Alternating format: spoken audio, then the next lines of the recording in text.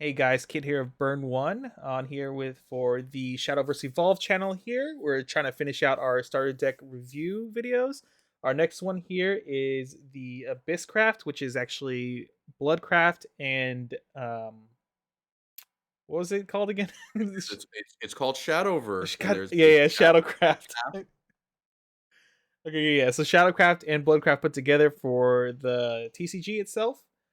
And joined just with Dean this time. Ellis had to step away he now, died. so we're gonna just finish out these without him. So if you want to talk about the Abysscraft, Okay, so Abysscraft, the mechanic is well, sorry, it's got like five mechanics, which is it's kind of all over the place with what it's trying to do. Among the starter decks, because I know you always want to know about that, like where am I going to rank it? This is a tough one. I think it's like one of. I think the sword one's worse. I think this is the second worst. Like just like out of the box.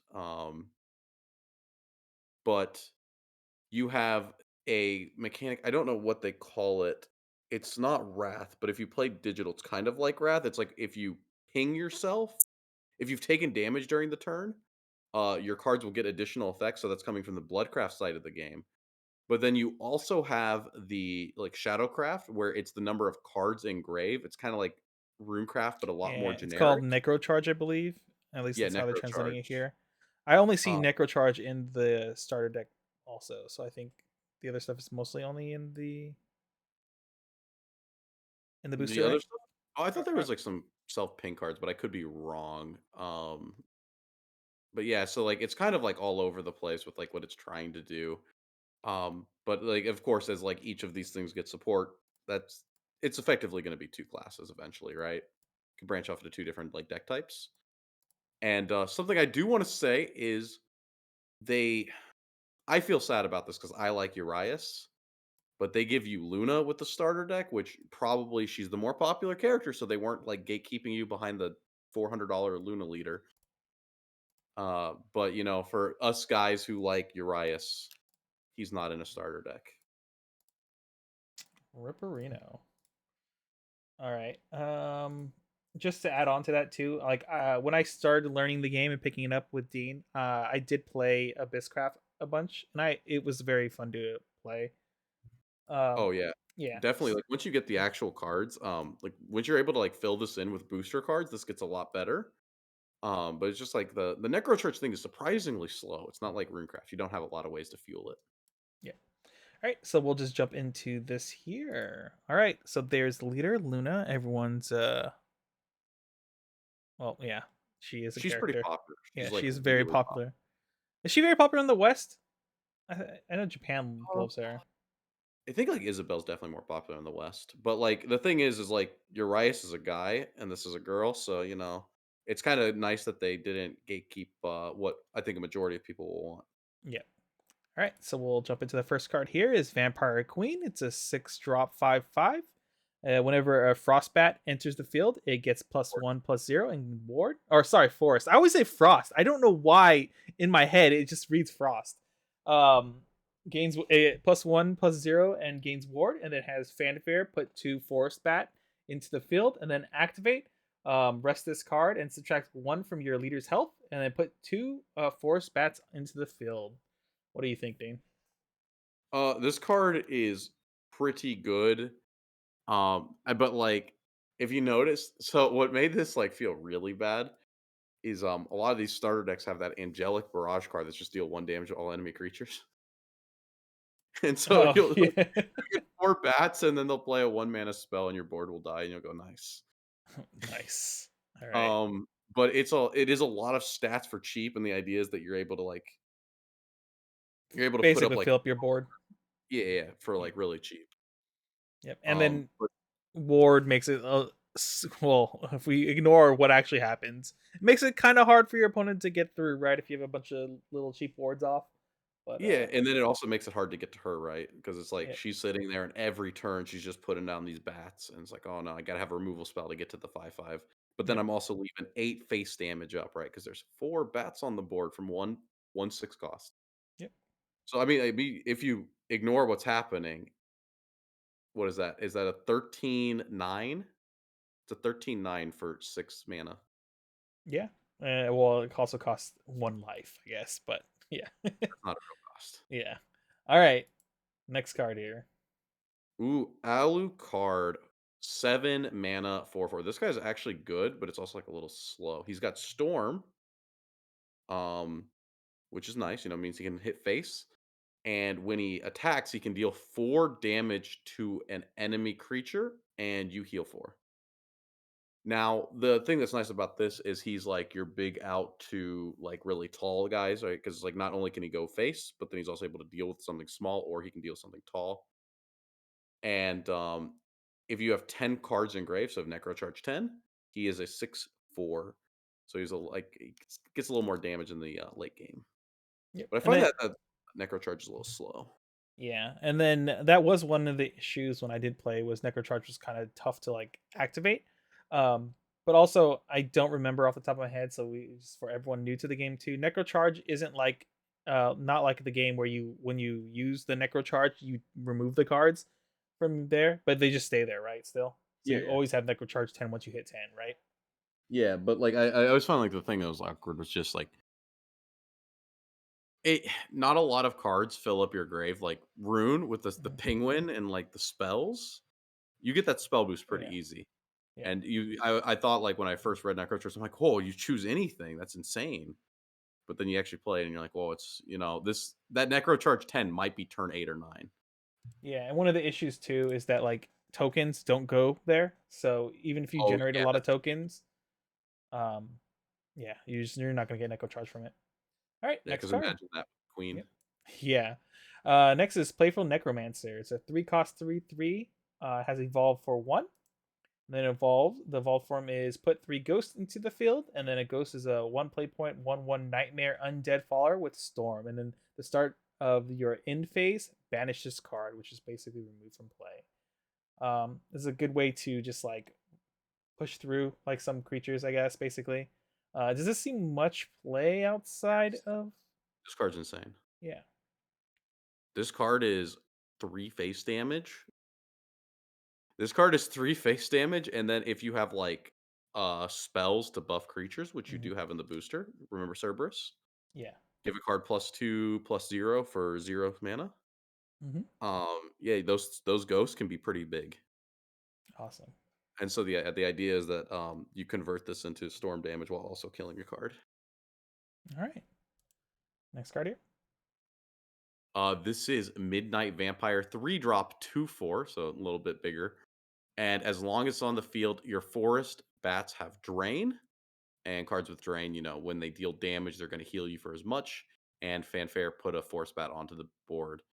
Definitely pretty nice if you can have this plus the queen. Yep.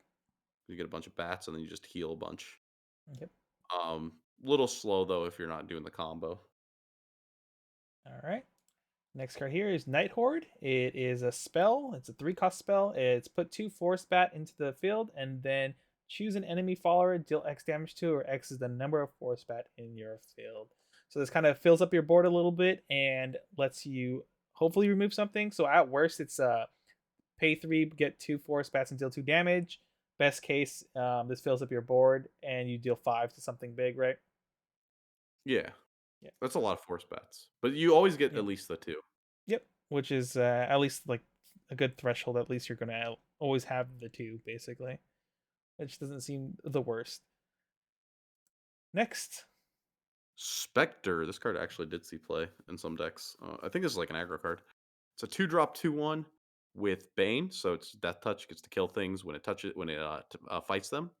And then it has Fanfare, subtract 2 from your health to get Rush. So it's a 2 drop removal spell that deals 2 to yourself. Yep. This is just really good removal Oh, for anything, right? and you mill the top part of your deck, fueling the Necro Charge. Oh yeah, yeah. So this is a generally this is very good overall, right? Because I mean, like this just removes anything that is rested that you want, right? Yeah, that's the big thing Yep. is that like you're not using this in like the early game for like that removal. You're dealing with like your opponent drops some like disgusting like tall just big body and you're like, "Well, I need to get rid of it." Well, this card it gets rid of it. It gets rid of their 5/6 drops with ward, Yep, and then allows you to push for lethal. like we just saw from the last video with Dragoncraft, they have some really big dragons, and you can just easily remove any of them for 2. So, all right. Next here we have what Spartoi Surgeon. All right, I don't know if I pronounced that correctly, but Fanfare, put the top 2 cards of your deck into your graveyard. So this is just there to fuel your Necro Charge. Um, this seems decent. Does it get see play outside of this? I Uh, assume some kind of cards like this have to be. well, I think the thing is like the big thing with Abysscraft in the early game that people Mhm. really saw success with was like aggro decks Oh yeah, so you're instead of filling it necro up. charge. Okay. So if you were going down the necro charge route, it's not bad. But when people are going down the aggro route, it's like right 2 drop 2/3. Yeah. That's not an aggressive stat line. Yeah, it's understated for sure. All right. Next card. The Undead King, 6 drop 6/6. Fanfare, choose 2 followers in your grave and add them to hand. This is infinite recursion because the deck comes with 2 of these. So You this is just all right. this is your infinite recursion card. It takes you back 1 necro charge every time you put it on the board. Um, this is very much a starter deck card, but you don't feel Probably in the starter decks. probably really sick whenever a draft happens in this game. But up until then, Well, it's nice because you don't control what you mill. yeah, true. All right, next we have Lesser Mummy. It's a 2/2 for 2. Evolved 1. It has Fanfare and Necrocharge 10. This gains Storm. Already sounding good. The evolved form here is has Strike. Put a ghost into the field. Seems So pretty yeah, good. yeah, it converts into like 4 face damage. But like, was the Yeah, necro charge on the first one to get the storm? I believe it's 10. Whoops. Yeah, it was 10. It's like I Yeah, remember being a 10. little high. Yep. 'Cause I remember like never getting that storm off. Yeah, But like I you said, it's tough to get like from playing it. It was kind of like you almost never get the Necrocharge off. But, definitely the strike summon a ghost was nice because it allows you to push a little bit of damage. Like, everything like I said, it was like an aggro deck, right? Yeah. And so, being able to get that extra ghost, that extra 1 damage, it just, like, a little bit more aggression, Hmm. all of it adds up over the turns, right? Yeah, and I think like we said in another video, the early meta is very aggro centric, right? Definitely well, people, definitely did it because, like, there's less you have less cards to work with, so Mhm. you can't, like, build as control of decks. Yeah. All right, next card here. Uh, this is Lilith, a 2 drop 2/2, evolve for 1, and Fanfare, put a forest bat into your EX area. So we see the bat theme a lot, and then on evolve, you get to becomes a 3/3, and when she attacks something, you get to heal 2, helping you out with all those like ping yourself for 1, ping yourself for 2. This card was actually like good-ish. Yep. All right, next we have here is Razor Claw. I remember this from the digital card game. Everybody remembers this one. Yep. It's still played sometimes. It has quick, deal 2 damage to your leader, then choose an enemy leader, enemy leader or enemy follower, and deal 3 damage to it. It's basically lightning bolt, but with extra steps. Solid card. I assume this is played even today, right? Yeah, it's a good one. Yeah. All right. There we go. Sorry about that. I got the 2 drop Undying Resentment spell. Quick. Choose an enemy follower, deal 3 damage to it. Pretty nice. And you also get to mill a card. 2 cards in grave for 1 card in hand. Again, I think it's the best way to summarize that. Yep. It's good removal and it fuels your necro charge if you're going down that route. So pretty solid around. Next we have Summon Bloodkin. Oh, I like the art of this card. Vampire spell. It's so weird that some of these spells have traits. It always throws me off. Put a forest bat into the field and a forest bat into the EX area. Seems okay-ish, but I'm do does the whole forest bat stuff going on even continue later on past set 1?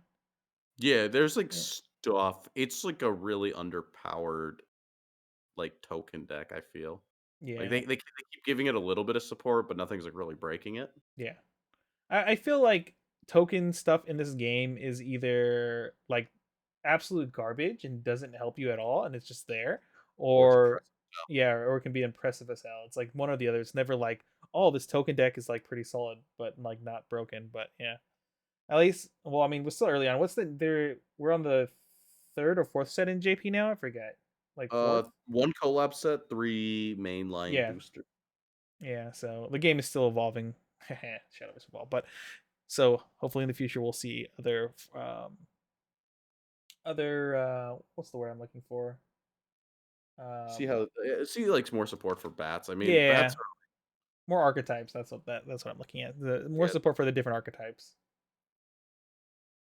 All right, we are here with the neutrals. neutrals that come in. We have the fighter. We went over these before, right? So These fighter, are like garbage. These are yep, just like random garbage. vanilla. Another basically vanilla evolve this follower becomes the 5/6. Angelic Sword Maiden again, fat butt, and then whoops, why does it always do this on this last one? There we go. Ghost. There is the token for Ghost, and then the Forest Bat. All right. Once again, another short one here. So that concludes the Shadowcraft, or sorry, why did I say Shadowcraft? The Abyss I Abysscraft. know it's hard.